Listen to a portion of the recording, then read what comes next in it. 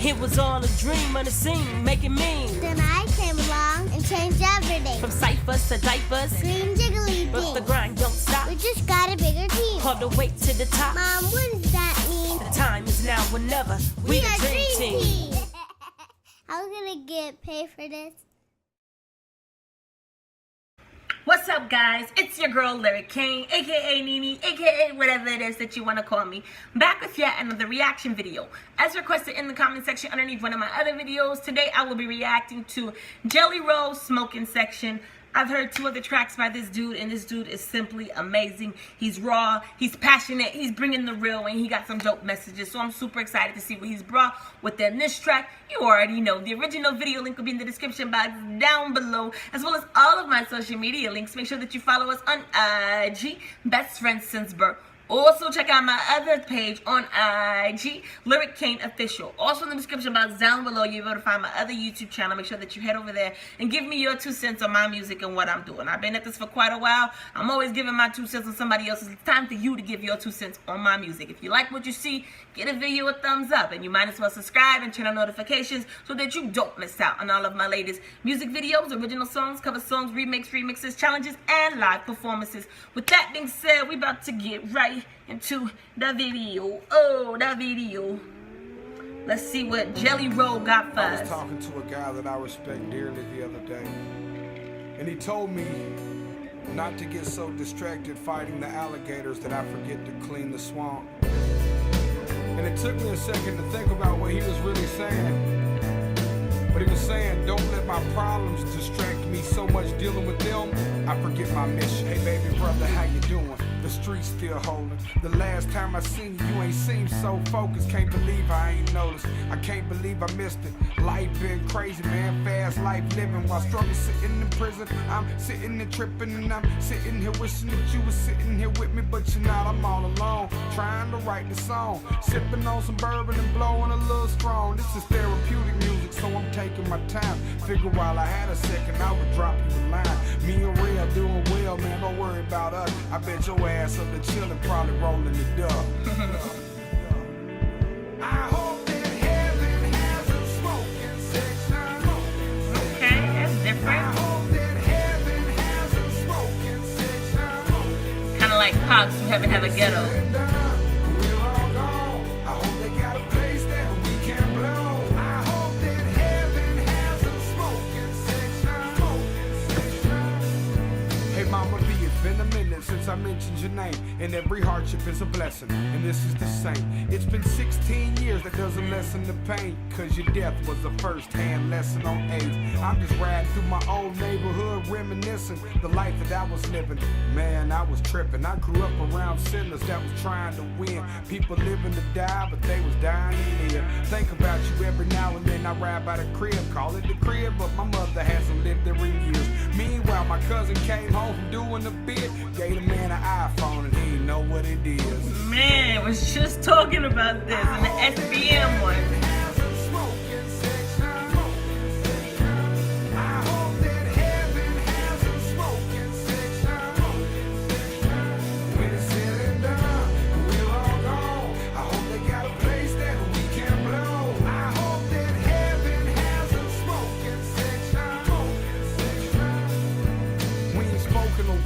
I'm sorry the change did it. That and the fact you got strung out on the painkillers, the money and fame did it. You tried and you can't quit it. To think it's a shame that your name's in the same sentence as a junkie, a flunky. Your back is the monkey. You used to have it all, the hoes and the money. Had a dream that you killed yourself. Woke up reaching for my phone like you needed my help, but I'm so focused on myself and my dollar doing well. You're a grown man, I have to hope you're going through a spell, but I'm praying for you. And I know that you're feeling the pain, but you're an addict. You won't change until you're ready to change. And I hope you think about your family and get it right. And just know that I will pray for you before I sleep tonight. And me and money talk. I'd like to share this thought while you fighting alligators. Don't forget to clean the swamp. Come on. I hope that heaven has a smoking section. I hope that heaven has a smoking section. When it's said and done, we're all gone. I hope they got a place that we can blow. I hope that heaven has a smoking section.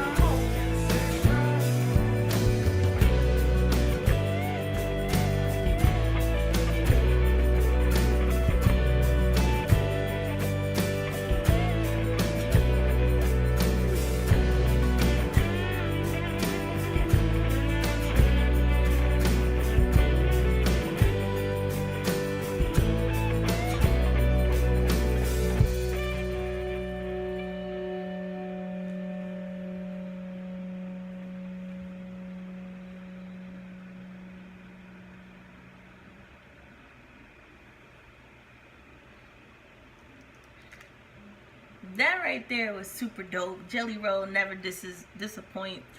I like his little twist on it. Kind of reminded me of Tupac's "Just Heaven Got a Ghetto," but more of like "Just Heaven Have a Smoking Section." That was definitely unique, and high five to him for like coming up with that. I love to hear different takes on songs. Nowadays I feel like so many songs, like a lot of songs just talk about the same exact thing, or they approach things in the same manner, and it's just like, bruh, be different. So I love to hear when people take different approaches to things, and I've never heard of that. That was a super cute way to honor those individuals who are no longer here.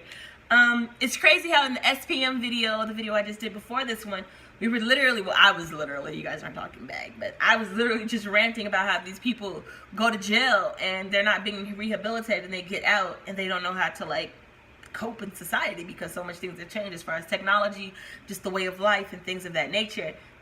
And he literally says like he had a cousin that just did a bid and got out, didn't know how to work an iPhone. Like, bruh, they need to just do better with that.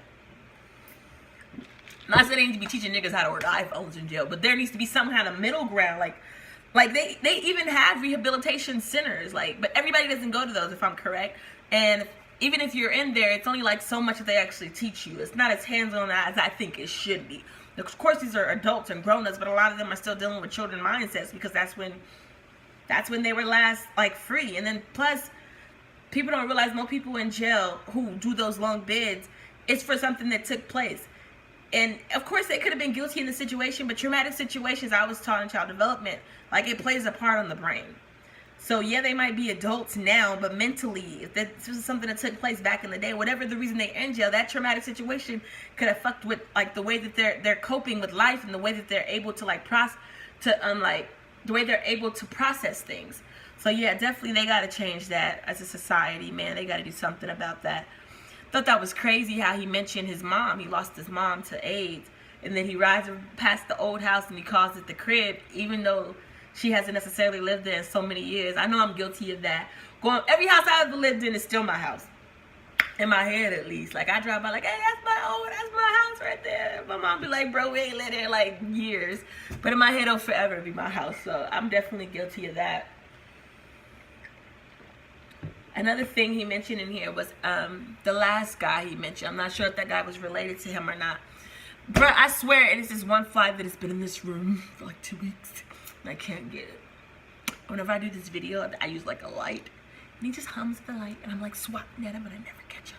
Sorry, back on subject though. He mentioned in the song basically about his cousin. I don't know if it was his cousin, but the guy in the last verse, about how he chose to handle stress and things of that nature by getting addicted to pills, and basically he just said like he never saw that coming. And I know can't even talk. I was actually raised with a set of my cousins. It was 6 of us growing up. My mother and my grandmother combined helped raise me. So it was me growing up. It was me, my older sister, and 3 of my cousins who my mom and my grandmother were raising, as well as an uncle of mine who's like 4 or 5 years younger than me. So it was 6 of us in the household. And sometimes I just kind of sit back, and it's crazy because like we were all raised together. We were all raised with the same, morals, the same values, the same matter of respect that we should have for certain things and people.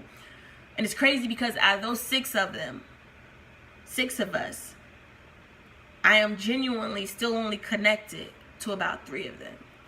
And that was kind of hard for me to accept, because I don't know if you guys can tell or not, but I'm really big on family. Like, family means the world to me. Like, something I'm trying to teach my daughter. I just love to see people come together and just like, I don't know, I'm weird like that. I'm just really into family. Like, I swear I am. So as we began to grow up and we began to like go our separate ways slowly but surely, sometimes I look back and I think on the situations and the things that some of my cousins or my sisters and brothers, that's kind of what I call them as well, are doing. And sometimes it's just like, man, like I just don't understand where that came from. Or sometimes I look at the situation, I try to think like, was there a sign that this was going to happen? Or have you ever tried to look at a young person now? Like, I work with kids, so look at them and try to just determine like where they're going to be in the future. Because I know growing up, I didn't see a lot of like my siblings, I didn't see it being this way. I just thought forever we would be close But unfortunately, and it's not unfortunate because, you know, everybody is grown, everybody makes their own life decision, and I'm not holding any grudges against anybody because they're doing what they choose. But they may not be things that I necessarily want to be surrounded by, or things that I feel like I want to be a part of my life. So that distance had to be created out of respect. Respect as in they respect the fact that I don't want to be a part of that lifestyle, and I respect the fact that they've grown and they have the right to be a part of that lifestyle. At the end of the day, that's still family, but sometimes I just sit back and I hear about some things that they're doing or things that they're involved with, and I'm just like, where did that take place? Like, how did that happen? Like, we were not raised that way. Like, we were raised in the same household with the same morals, the same values. We got the same ass whippings. We were told the same yeses and nos. And so some of that I just don't understand, like, where that comes about. And Jelly Roll mentioned it in here, too. Like, you know, he just didn't see it coming for him. That they would choose to take that road. But get in the comment section down below and let me know what you thought. Did you like it? Did you not like it? Did you understand what I was saying? Like, or have you heard the Tupac version, Just Haven't Got a Ghetto? If not, bruh, go check it out, because the concept is low-key similar to this. Also, what is your take on the whole idea of growing up with people and them taking different routes from you? You have a situation where you grew up with somebody and you didn't think that they were going to turn into the person that they were.